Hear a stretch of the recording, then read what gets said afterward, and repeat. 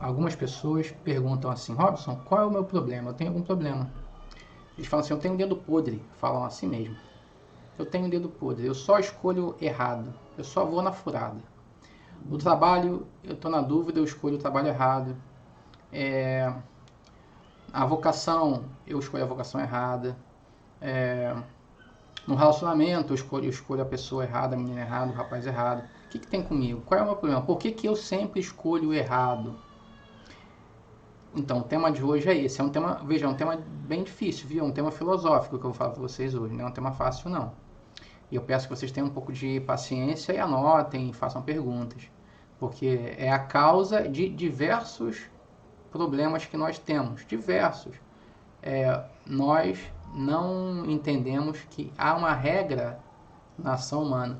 Se você não cumprir essa regra, você vai pagar o preço por isso. Tá? Então o tema de hoje é esse. Por que eu tenho o dedo podre? Por que eu só escolho errado? Desde a escolha da faculdade até a escolha do meu namorado, da minha namorada. Eu sempre escolho errado. Em geral, isso tem uma regra, tem uma causa, e nós vamos tentar explicar para vocês aqui qual é a causa, tá bom? Isso não significa que você vai começar a escolher certo, não. Porque você vai ver que a maioria das vezes a causa dos erros é a sua teimosia. Mas eu vou mostrar para você que é assim, você vai ter que escolher, tá bom? Eu falei no início, né?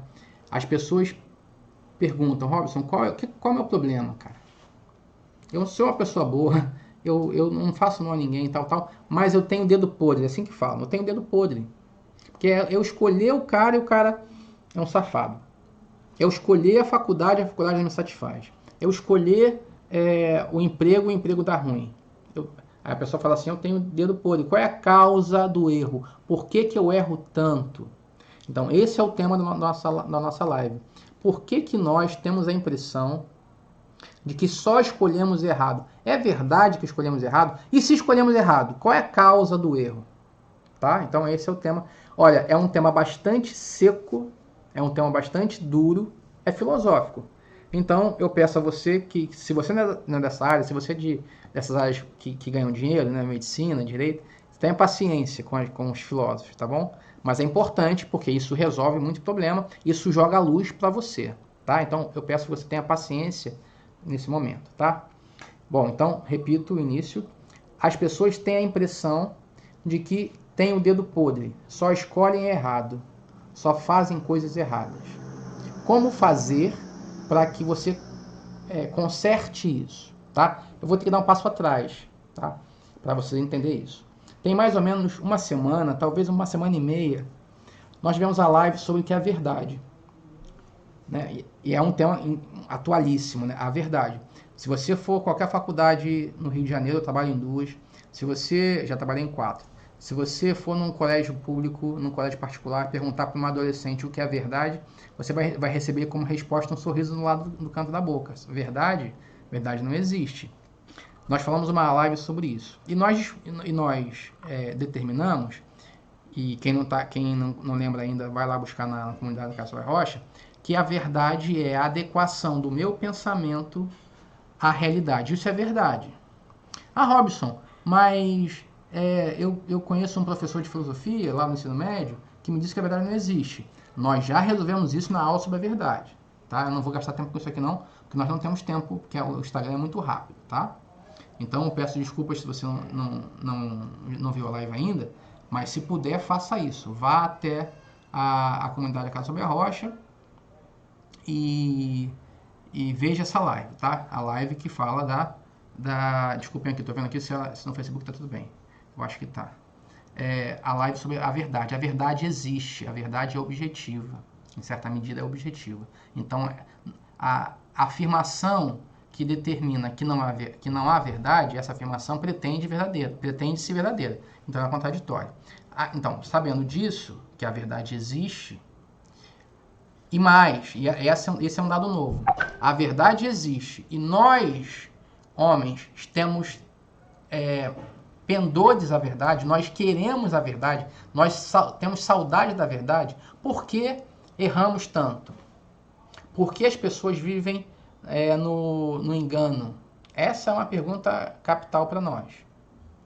Como explicar que as pessoas que tanto falam de verdade, como explicar que o coração humano que busca a verdade seja sempre enganado pelo erro, seja sempre levado pelo erro? Tá? Então vamos lá. Verdade é adequação da minha cabeça com o mundo. Isso é verdade. Certa vez eu estava numa discussão com uma amiga de infância, relativista, né, cética, e ela disse assim: mas Robson, não existe verdade. Me dê uma prova que exista verdade. Eu perguntei: você acredita que a Terra é plana? Ela falou: não, de forma alguma. Então, aí eu voltei à frase: é verdade que a Terra é circunférica? Ela teve que afirmar: sim, sim, a Terra é circunférica, mas aí ela colocou um apóstolo. Mas, na verdade foi uma adversativa. Mas nas ciências da natureza é mais fácil determinar. Eu falei: pois bem, mas eu não estou dizendo que a verdade é fácil de determinar. Estou dizendo que ela existe. Estou falando que ela é fácil, que ela é simples. Longe de mim dizer isso. Eu sei muito bem que a verdade é difícil, que a verdade é complexa, que a verdade demanda muito esforço. Eu estou dizendo que a verdade existe nas ciências da natureza e nas ciências humanas. Ponto. É só isso que eu estou dizendo. Beleza? Beleza. Então, agora outro ponto. A verdade existe. Ela não depende de mim. Certo? Ela não depende de mim. Ela é uma adesão que eu faço. É uma constatação que eu faço. Eu contemplo a realidade fala: eu sou assim. E o meu intelecto determina: bom, é assim, então a verdade é essa. Ponto. E diante disso, eu percebo que a verdade tem dois elementos, tá? Eu peço atenção nesse ponto. A verdade, ela é proclamada ela é aceita pela inteligência, ela é reconhecida pela inteligência ou proclamada pela inteligência. São dois tipos de verdade, no mínimo, que existem.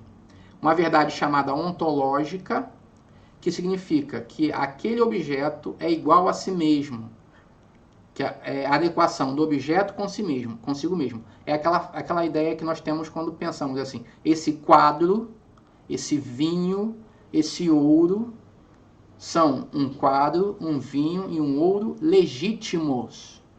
É ouro de verdade, é um Picasso de verdade, é um vinho do Porto de verdade. Quando a gente elabora essa frase, a gente está dizendo o seguinte: esse vinho não é um vinho falso, ele é um vinho como deve ser. Esse ouro não é um ouro falso, é um ouro como deve ser. Esse quadro não é um quadro falso, é o quadro como deve ser, entende? Esse tipo de verdade diz respeito à coisa mesma. É a adequação da coisa consigo, em filosofia, chamada verdade ontológica. O nome não importa, a verdade da coisa, tá? E há um outro tipo de verdade, que é a que nós falamos mais vezes, que é chamada verdade lógica, que é essa sim, a adequação da minha mente com a realidade. Repito, a adequação do intelecto da coisa consigo mesma é verdade ontológica, a adequação da coisa consigo. A verdade lógica é a adequação da minha mente com a coisa. Eu vou proclamar o que eu vejo na realidade. Eu olho para a Terra, faço contas, faço cálculos e falo: a Terra é circunférica. E aí a minha inteligência proclama isso, sim, porque a Terra, eu vejo assim, é circunférica, e por essa razão, eu posso proclamar isso agora. Então, é chamada verdade lógica. Toda afirmação científica, toda afirmação das áreas das ciências, toda afirmação humana sobre o real diz respeito à verdade lógica.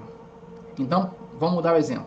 Quando eu falo: este vinho é gostoso, este quadro é caríssimo, este anel de ouro é muito pesado. Quando eu falo essas afirmações, eu não faço mais nenhuma afirmação do tipo ontológica.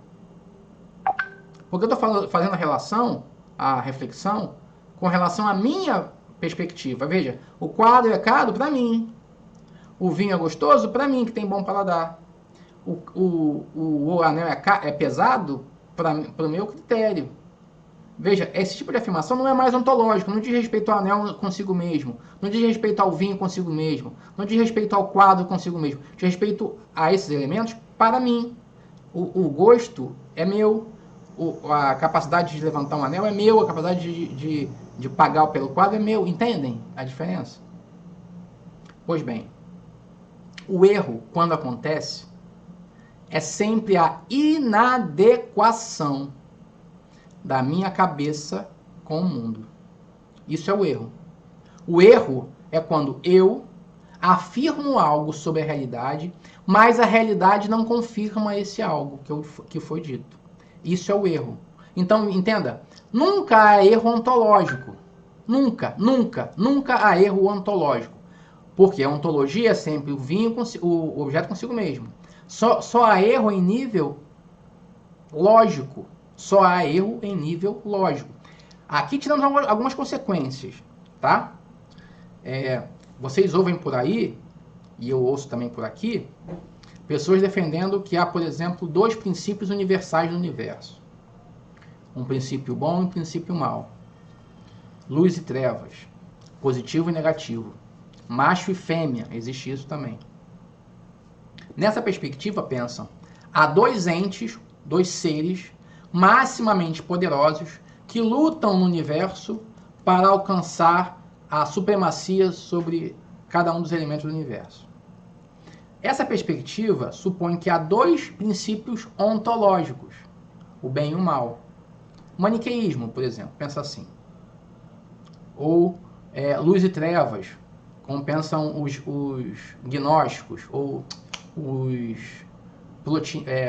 a filosofia plotina, de Plotino, plotinismo. Ou conhecimento e ignorância, os gnósticos, sabe? A luz e as trevas, né? Os gnósticos. Então, dividiram o mundo em 2 princípios, A e B, e querem A e B, que são ontológicos, existem independente de nós, e esses 2 princípios lutam eternamente para ver quem controla o universo. Ora, o que diz a filosofia? É impossível que haja 2 princípios ontológicos. Veja, não é improvável, é impossível. Por quê? Para que haja 2 princípios ontológicos, um deles deve ser perfeito. E se um deles é perfeito, o outro não pode ser perfeito. É impossível haver 2 perfeitos. É impossível haver 2 perfeitos. Entenda? Se tem 2 perfeitos, um deles tem uma propriedade que o outro não tem. Ora, a perfeição é possuir todas as propriedades. Como alguém pode dizer que há um princípio perfeito se falta a esse princípio algum tipo de elemento? Simplesmente não pode haver. Não pode haver. É simples assim. Se alguém defende que há 2 princípios universais das coisas, 2 princípios, e um desses princípios não falta uma propriedade, é simplesmente esse princípio, esse que falta não é perfeito, ele é imperfeito. Então é impossível que haja 2 perfeitos, porque a um deles faltará uma perfeição. Isso significa que isso que faltará é justamente aquilo que torna o princípio imperfeito. Beleza? Diante disso, vamos lá à questão de hoje, o erro, tá? O erro, então, é quando o indivíduo julga a realidade e, ao julgar a realidade, ele afirma algo da realidade que não está em consonância com ela. Alguém chega, olha para Cambuinhas, que é uma praia aqui perto de casa, olha para Cambuinhas e fala: a terra parece ser plana. Aí vira de costas para o mar, fica de frente para o continente e fala: a terra parece plana. Então ele julga, a terra é plana. Esse julgamento, essa frase, a terra é plana, precisa ser confirmada pela terra, pela realidade. E não se confirma. Então o que acontece é que essa frase ela é errática. Ela não alcança a verdade. Porque ela diz algo, ela produz uma inadequação do indivíduo com a coisa. É uma inadequação do indivíduo com a coisa. Nesse momento, fica claro, aquele que conhece Aquele que afirma não conhece a coisa. Tá? Um parênteses, né? Quando eu falei lá dos dois princípios, o bem e o mal, eu falei isso porque há pessoas que falam assim, eu tenho o dedo podre, quer dizer, o mal está em mim. Eu erro porque há um princípio em mim que sempre faz com que eu erre, sempre faz com que eu erre. Então, não existe princípio, só existe um princípio, ou só o bem ou só o mal. Em outro dia eu explico porque só existe o bem, o mal não existe. Mas se existe algum perfeito, algum ser cuja natureza seja ser maximamente perfeita, esse ser só pode ser um, não pode ser dois. Porque é impossível, não é razoável, não é racional, não é lógico que haja dois princípios perfeitos, dois princípios eternos, dois princípios ilimitados. Porque se há dois princípios ilimitados, um deles há um limite entre os dois. Ora, então não são dois ilimitados. Se há dois princípios eternos, um gerou o outro, então não são dois eternos. Não pode haver dois eternos. Não pode haver dois perfeitos. Se há dois princípios perfeitos, um deles não é perfeito, porque tem uma perfeição que o outro não tem. Ora, isso é impossível. Então, as pessoas que pensam, desculpa gente, estou botando senha no computador.